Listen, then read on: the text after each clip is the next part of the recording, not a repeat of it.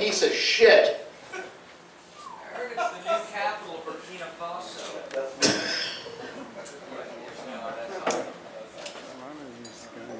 Hey, when this show starts going, you're gonna strap on your three-way safety belt and get ready to go. Because it's not gonna be slow and boring like this.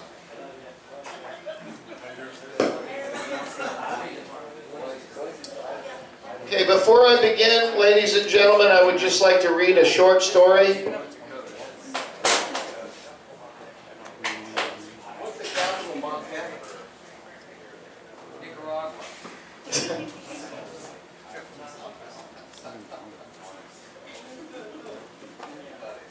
Right, we're almost starting.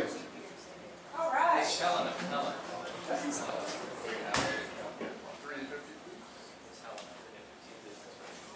That's a really good short story.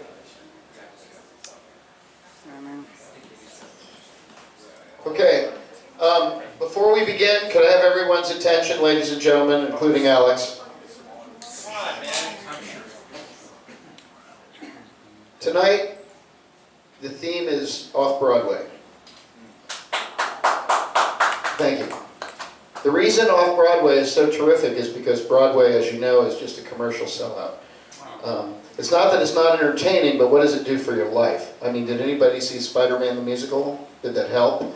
So, how many people died making that? So, you know, Julie Taymor dipped out of it. I mean, that was the whole point of it, and it's just sitting up there as a vacuous disease, basically.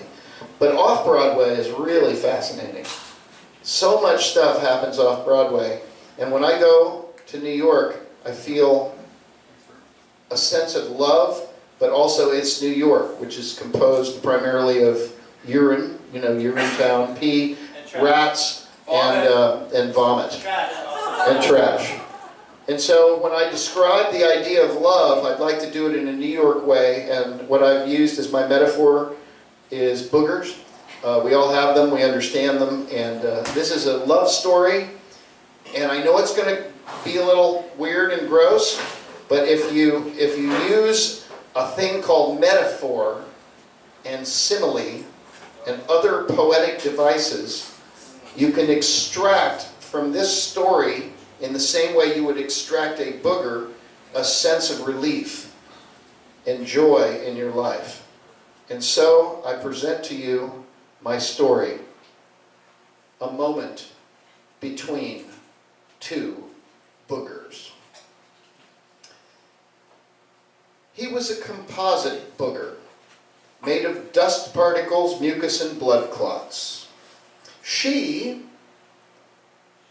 was a moister, softer booger with a long tail that was affixed deep inside the nasal cavity. He had noticed her because each time a breath was taken, she would swing back and forth. Oh God, how beautiful she is, he thought to himself. They met and began to develop a wonderful relationship. They talked about humidity, fingernails, hair, sand, and tissue paper.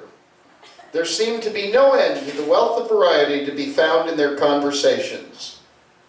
They were falling in love. One morning, he decided he would confess his love for her in the hopes that they might stick together for a long time to come, perhaps merging to form the union of one big fat booger. But without warning,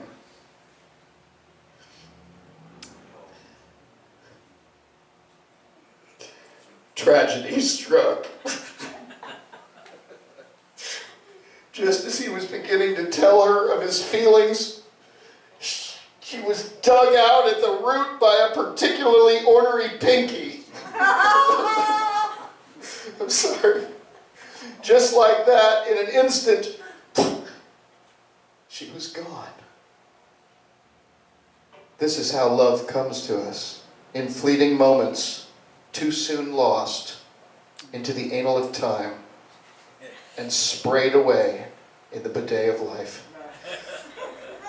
Yes, Love conquered, love lost, and sometimes only tears and dark shadows of wretched loneliness in our sad and angry world. This is the life of a booger.